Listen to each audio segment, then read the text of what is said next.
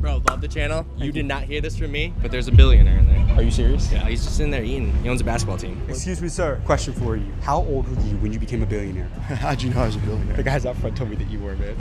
Probably 40, 41 years old. What do you do? You like basketball? Yes. So I own an NBA team. What team do you own? The Phoenix Suns. You own the Suns? Yeah. Who am I here with today? You ever read this book here? Rich Dad, Poor Dad? Rich Dad, Poor I'm the author of this book. You're Robert Kiyosaki. That's me. Now, for the people that don't know, how did you make your millions? Yeah. Do you think college is a scam? Of course. What did you learn about money? Nothing. What you go to school for? To learn money, right? Excuse me, sir. Sir, how old were you when you became a millionaire? I'm not interested. So real quick, sir, I grew a channel to 18 million followers. I've interviewed 31 billionaires in the last 4 years. I'm just a super private guy. I got you. So what was the biggest year that you had revenue-wise? Like, what was the most amount of money you made? 250 million. Would you say more than 100 million? Yeah. More than 200 million? No, I wouldn't say that. More than $100 million? What's your best for anybody in business when it comes to buying? Oh man, I got one right now. Give it to me. No, I don't want to give it up to you guys. All right, I started a new company. It's a Your last message to the younger generation. Last sentence to them, to the younger generation. Right now, I'm standing in one of the richest cities in America, and no, I am not exaggerating. Scottsdale, Arizona has some of the fastest growing wealth in the entire country. There is a higher concentration of millionaires and billionaires that live here than most cities on the entire planet. And today, I'm on a mission to figure out exactly how they got this rich. But I'm not stopping with just millionaires and billionaires today, because I've secured an interview with the man who literally wrote the book on money, the author of Rich Dad, Poor Dad himself, Robert Kiyosaki. Here's how this is gonna work, guys. I'm gonna walk up to the wealthiest people in this city, the multi-millionaires, the billionaires that live here, and ask them exactly how they became so wealthy. And at the end of the video, you're gonna walk away with the exact blueprint that wealthy people use to get financially free. This might be the most valuable video that I've ever made, so stay tuned from start to finish. With that being said, let's get this video on the way.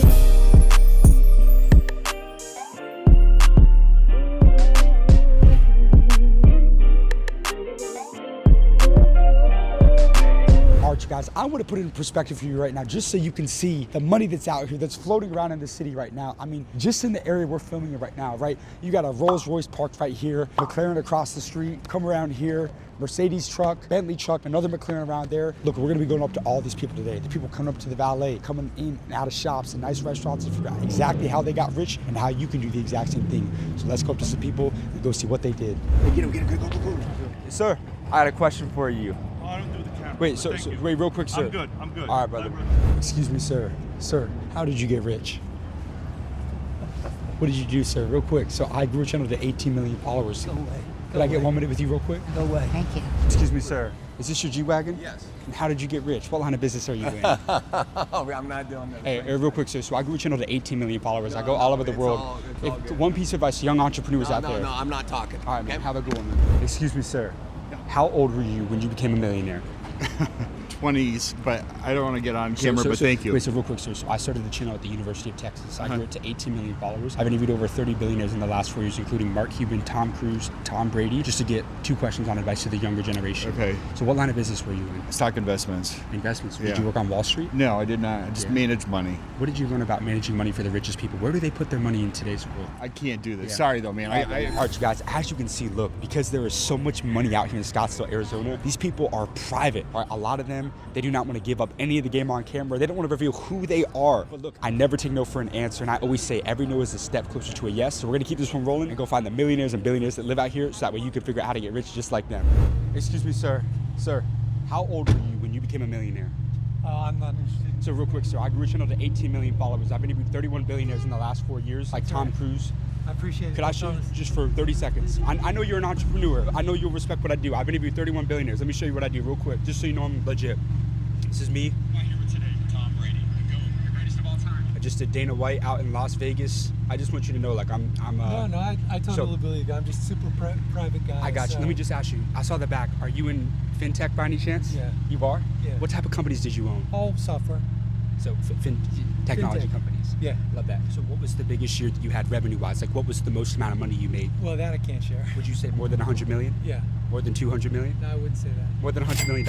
I want to challenge you. Go back to when you were a $10 million company. What was it, the bottleneck that you had to overcome to get out to a $100 million business? Mostly you got to get out of your own way. When you think about, building a company to scale, most times people address scale when they have to, versus thinking proactively about how do we build processes and structure so that we're always in a position waiting for us to grow into our potential versus trying to catch up once it hits us. What is the best advice you ever got from a mentor? So it's not one piece of advice, but I tell you, I've had lots of mentors in my career. The person that I learned the absolute most from was the worst boss I ever had, because he taught me all the things I want to make sure I never did when I was in that seat. Like what? What did he do that you said, I will never do this in one of my companies? You know, not listening to people around you, hiring talented people, but then telling them what to do versus listening to their thoughts and ideas, trying to intimidate people to meet deadlines that are unrealistic because it's some arbitrary achievement instead of really focusing on what's best for the customers and the employees. Do you think everybody's built for entrepreneurship? No. Why not? Well, I mean, you got to be willing to take risks. And how old are you now?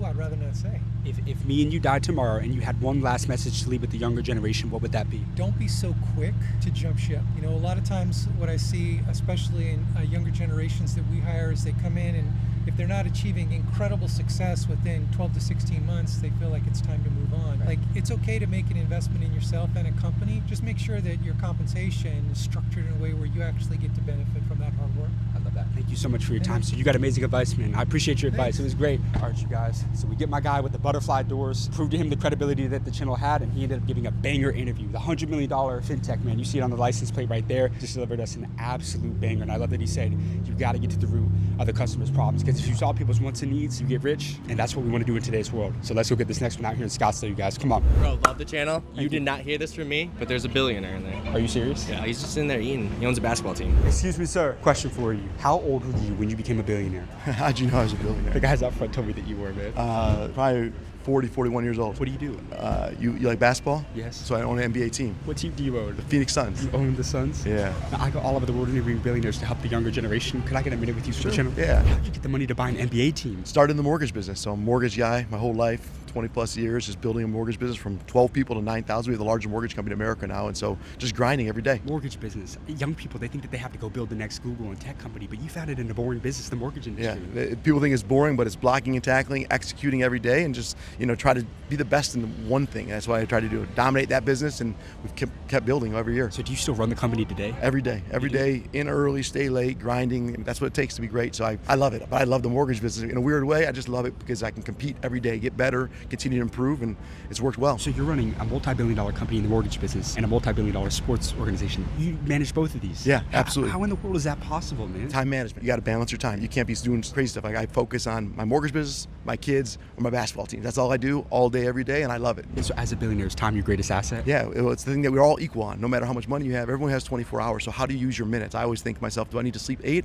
or can I sleep 6 or 5? And can I outwork someone? If I get up, am I productive or am I playing on my phone? Like every minute of my day, I'm focused on either basketball teams, my kids, or running my mortgage company, and it's worked. And what made you decide to want to buy an NBA team? Man, I used to play basketball growing up, and I wasn't good enough to play in the NBA, so could I ever buy a team? And it's just been a dream come true. And out here in Phoenix, it's the best. The fans are great. Everything's great in Phoenix, and so I'm having the best time with it. It's been great. Were you ever afraid of competition? No, I love competition. Why? It drives my work ethic. Either two things happen. Either you win, you feel great, and you try to go do it again, or you lose and you say, all right, now what do I got to do better next time so I don't lose again? And so competition has driven my work ethic, and my work ethic has been my greatest asset because I'm willing to do things that others are unwilling to do. But you made billions of dollars throughout your career. What keeps you motivated? What keeps you keep on going to build companies? Because I wasn't chasing money. I'm chasing winning. I'm chasing the best. I want to be the best mortgage guy that's ever lived. I want to be the best owner in the NBA. Like, how do I get to be the best? And you know what? It's a constant. You never get there. You're always trying to get better every single day. And so when you get to money, if your goal is just money, you know what happens? You eventually get there, and then you stop. Money follows. I don't focus on money at all. I focus on winning, being the best I can be, and I've made a lot of money. Now, there are a lot of miserable billionaires, but I can feel the passion coming off of you. Are you happy? Oh, so happy. I mean, life's great. I'm very blessed. I got great people, health, happiness. But you know what? The thing is, never relax. I never relax. Never sit there and be like, oh, I made it. As soon as you start doing like, I made it, you know what happens? Someone hungry, younger, that will come take your business. Like I'm out there every day. Like I compete in the mortgage. We've been the number one mortgage company for 4 straight years and kicking everyone's butt. But guess what? I don't take it for granted for 1 second. Every day I got to compete for the business. Every day I got to go find out what our competitors doing, and I'm going to take them down and go help our brokers win. Now, you made billions of dollars throughout your career. What's one financial tip you would instill in the younger generation? Live beneath your means. People think always you make money, you want to go spend it. Like we had years in the mortgage company where I was building it, and literally our company made $60 million, and I would take out less than $1 million. 59 goes back into the company. company and I grind 59 back, and like I kept doing it over and over. Like I lived beneath my means the whole time, all the way through to the point where people were like, does he have any money? Is he really that successful? I'm driving around in a used, Explorer or whatever it may be. Because the thing is, it's not about showing. It's like live beneath your means, continue to save, and then continue to grind. And then eventually you have one of those crazy years, and we had one of those years where we made over $3 billion. Then I can take some money out, right? But every day you keep, it's like compounding interest. Right. Keep betting on yourself. Hey, I'm learning from you. You know why? Because in the last 4 weeks, my business made $1 million, and I paid myself $14,000. I love it. But you know what? Because you're building something special, right? And so if you want to be successful, keep building, keep doing the right thing. You're a grinder. I can tell already. Like I know you're working your ass off, and so keep grinding, keep building, and don't start living like that. Like you'll make money. Money will follow. You'll make so much money eventually. But don't try to like people. Oh, I'm gonna go fly on a private jet. Like that's not how it really works. You got to go grind. I don't have a fancy car. I have one car, and you know who drives me? I drive myself. Like people are like, oh, you got drivers. No, I drive myself. I have one car. I grind every day. I live a fantastic life. But at the same time, I always live beneath my means. I'm 45 years old. For all those years, I never try to be showy or shiny. Like just go grind. What do the richest and most successful people in the world all have in common? You know the one common trait that they all share, which is interesting? They respond instantly. I text some of the most successful people you'll know and meet, and they respond right away. And people, you text me, email me, I respond right away. Like it's not like 2 days later, like it's in minutes, because I want to get it off my plate. I want to solve it, move on to the next thing. And so successful people respond quickly. I think it's a misnomer, like, oh, I'm so busy, I don't act like no. Respond right away and finish it, solve it, and move on to the next thing. So I want to keep moving things off my plate. A sense of urgency on everything like that is a big differential. Money loves speed. Speed always wins in anything. Business, anything you do, faster. No one's ever been like, hey, slow it down and make it more complicated. Faster and easier always wins. What's your name? Matt Ishbia. Nice to meet you. And how old are you now? 45. Matt, if me and you died tomorrow and you had one more message to leave with the younger generation, what would that be? Enjoy your life, continue to grind, and realize that money is not the end all be all. Happiness is the goal. Wow. Go be happy. Go figure out a way to be happy. Is it easy to be happy with money? Absolutely it is. But you know what? Happiness is the goal. Health, happiness, take care of people, do right by people. Life's great. You got amazing advice, my friend. Hey, thank you so much for your time, man. I have to ask you, I connect with all the billionaires I interview. Could I get your contact? Yeah, absolutely. Is that cool? Yeah. All right, you guys, so this video's been wild so far, but I got another special surprise for you all right now. So there's actually a real estate billionaire that lives out here in Scottsdale that got rich buying real estate with other people's money. How did he do that? Well, we're gonna let him explain in just a second, because I'm about to go to his house right now to figure out how he became a billionaire off of real estate and how you can do the exact same thing. So let's go meet the legend himself, go see what he has to say. What's going on, Ken? How you doing, man? So how are you? Good to see you, What's man. going on? Good to see you, Ken. You good? Yes, sir. We're all good, man. You look great. Feeling good. How much real estate do you own today? 10,000 units, about $2 billion. $2 billion would it be? How did you build that portfolio up that big? One by one, man. It wasn't strategic. After a while, you kind of figure it out, but I started with just one. So as a guy that's amassed billions of dollars in his career, what's the best financial advice you could give to the younger generation? I would say your circle of friends is bigger than your paycheck. So you got to surround yourself with the 100%. That's the big thing. But if you're starting out and you don't have credibility, how do you build those relationships with the right So people? there's people out there that will help the young people. Trust me, that's how I got there. How does somebody get your attention? Well, they came up to me, and what I did the same thing. I went up to a mentor of mine, and I met him one day, and I said, he's got 6 kids. I go, how are your kids always around you all the time? And he was rich too, right? And he basically did a business plan on his family and his business. Right. Did you come from money? Oh, no, of course not. So what was your turning point to financial freedom? It started with mentors. It started with reading books and mentors. So mentorship is not a scam? 100%. No, in fact, I've never paid for one my entire life. You can always find somebody, that person. You know who they are too. Right. When you walk into a room, you know who they are. Yeah, right? They kind of have that aura. You walk up to them and say, hey, can I buy you a cup of coffee? And they almost always say yes, especially because most young people don't have the balls to do that. If somebody walked up to me, and I've done this already, actually. I was up in Coeur d'Alene, Idaho, and I was at a country club at a golf event, and the lead singer of the band was literally singing. He said, I read your book. Would you meet me for a cup of coffee? And I met with him, and now we're fast friends. I met his parents, and he's bought a whole bunch of real estate. So after this interview, you're going to let me buy you a cup of coffee? Absolutely. I've interviewed over 30 billionaires. Mm-hmm. I've learned that the richest people in the world, they play a different game. I want to ask you about taxes. What's your best tax hack for anybody in business when it comes to buying? Oh, man. I got one right now, actually. No, I don't want to give it up to you guys. All right, I started a new company. It's a media company for billboards. So billboards qualify for what's called a land improvement. So they're not actually real estate. So they qualify for 100% bonus depreciation in the year that you buy them. So we're in the process right now of closing a huge deal where we already are buying them right now. Yeah. I'm buying a half a dozen between Mesquite, Nevada and Las Vegas, but then I'm buying 28 more next year already in contract. This is game right here. Yeah. You know that, right? You basically get 100% write-off, and you get massive cash flow, and they're long-term holds. These are 25, 30, 40-year leases. So what is that one trait that you see in the most successful entrepreneurs in today's world? The C students run the world, the B students work for them, and the A students are the doctors, the lawyers, and the CPAs. And that's basically how the world is. I'm going to assume you were a C student. I was a C student. You were? I was. So I always had to fight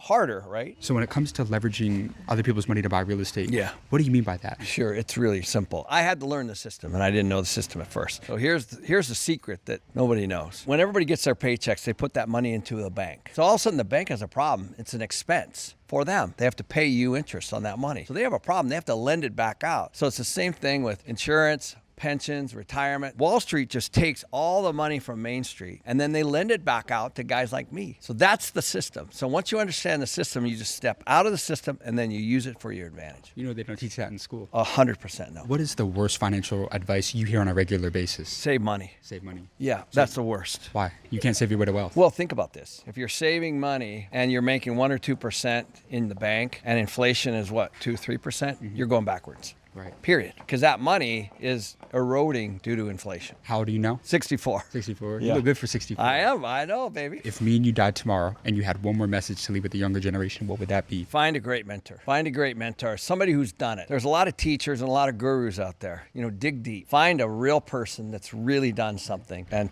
pay close attention to them and listen. You got amazing advice, my friend. Thank you. Thank you so much for your time, man. I appreciate you. All right, you guys, so Scottsdale is going crazy right now. It's no wonder why. It's one of the richest cities in the world. Look, we're running into multi-millionaires and billionaires out here, you guys. But I've got a very special surprise for you all right now. But I first got to ask you guys a question. Have you ever seen this book before? You ever read it? Rich Dad, Poor Dad? Well, we're about to go interview the author himself, Robert Kiyosaki. And let's be very clear. He didn't just sell 1 or 2 million copies of this book. He sold over 30 million copies of Rich Dad, Poor Dad, making him not only one of the best-selling authors of all time, but one of the greatest financial experts in the entire world, you guys. And he also owns hundreds of millions of dollars worth of real estate and has built businesses. So we're about to go interview the man himself to figure out how he became one of the richest men in the entire United States and how you can become rich just like him and his rich dad. So let's go interview the man himself and go see what he has to say. All right, you guys, we just got to our destination, but we're gonna be interviewing Robert any second now. So stay tuned. Let's go meet the legend himself, you guys. Come on. How you doing, Robert? Great to meet you, sir. James Dumoulin. James, we tell everybody we have one rule for our interviews. There's no holding back. We're going to give them the blueprint right here on how to really become financially free in today's world. Can we do that? Sure. Let's do it. I generally don't hold back anyway. I love that. Who am I here with today? You ever read this book here? Rich Dad, Poor Dad? Rich Dad, Poor I'm the author of this book. You're Robert Kiyosaki. That's me. Now, for the people that don't know, how did you make your millions? Real estate. Yeah. That's where you make your money, you know. I like real estate because I can use debt. Dave Ramsey, who's a friend of mine, says live debt free. Well, for most idiots, you should live debt free. But if you want to get rich, debt is money. There's a big misconception that you need a ton of money to start investing. You say that you need debt and intelligence. What do you mean by that? Well, debt is dangerous. Debt's like a loaded gun, you know what I mean? You misuse it, you go down. Like stupid United States, we're the biggest debtor nation in world history because we have a bunch of idiots running the country and they're printing more and more and more and more. We're 38 trillion in debt and it's killing our country. That's what happens when you have idiots use debt. So that's why, you know, my rich dad was teaching me, he said, when I was a Marine, I was a U.S. Marine, I was a pilot. And when I came back from Vietnam, and my rich dad said, what should I do? He says, well, first you have to learn how to sell. I said, no, I don't want to sell. I don't want to sell. He goes, why not? I said, because my poor dad, who was my real dad, he said, salesmen are scum. And so in my poor family, poor dad family, if I was a salesman, I'd be a disgrace. Whereas rich dad said, yeah, but you could be an entrepreneur, you got to sell. I said, no. Tell me how I can get rich without selling. And he turned to me and he says, Robert, how's your sex life? I don't have one because you can't sell. So let me ask you this. What is Robert Kiyosaki's secret to sales? The reason people suck at sales is they're afraid of rejection. They're terrified of people saying no. Yeah, knock down, stand up. Knock down, stand up. And that's the key to success. But most people, you know, it's like the reason I couldn't get laid, if I got rejected, I was finished. And so you can ask my wife this. I asked her out 50 times. She finally said yes. She says, you're the most persistent bastard there is. When did you realize you were never going to get rich working for somebody else? Wait. Let me tell you about getting laid first. If you can't get laid, you're not going to get rich anyway. Is that true? Oh, God, yeah. If you can't make it with women or guys, you know, what are you into? You can't sell. So the whole point here is sales is communication. How do you communicate a point of view that they may not agree with? And most people don't have the tenacity to stick for it. You know, they get shot down, they quit, they go, oh, I'll give up and all this. Do you think college is a scam? Of course. What did you learn about money? Nothing. What you go to school for? To learn money, right? Make money, earn a job. Well, just teach me how to make money. And then I can decide what profession I want to go into. You mentioned that schools don't teach anybody about money. No. What is a financial principle that you would instill in the younger generation? Don't go to school. I wouldn't until you know how to make money. Then you can choose clearly what you want to do with your life. So what were those first steps, those first actionable steps that you took to start building wealth? I told you I had to learn how to sell. I got a job at Xerox. I got knocked back, and I couldn't stop until I was number one in sales for Xerox. Until I was number one. My best friend, he was number one in another division of Xerox. Don't hang out with losers. You got to surround yourself with the right people. No, if they're not number one, get somebody else. I'm really serious. I play to win. Who was the first to fly across the Atlantic? Who was the first? Charles Lindbergh. They don't see school and teachers, did they? No. Who was number two? Nobody cares. If you're not number one, nobody cares. That's a bar right there. You know that, right? You got to be number one. You got to go for number one. Well, at least you're going for it. I love it. Thank you, my friend. You got amazing advice, sir. Guys, that's a wrap on today's video. I need you guys to stop right now, like and subscribe, because we just brought you some more billionaires. This is one of the craziest videos that I've ever done, you guys. But I want to take these a step further. Look, I want you to do yourselves a favor. Go down, click the link in the description of this video, because you can get access and become a member of the #1 entrepreneur community and network in the entire world. Look, every week you get direct access to my network, the millionaires, the billionaires I interview. You get to hop on live calls with them, 8-figure, 9-figure billionaire entrepreneurs. You ask your questions to them on how to build wealth and become financially free and build companies, you guys. So I can't wait to see you on the inside. Click the link in the description below to join. That being said, I'll see you in the next video.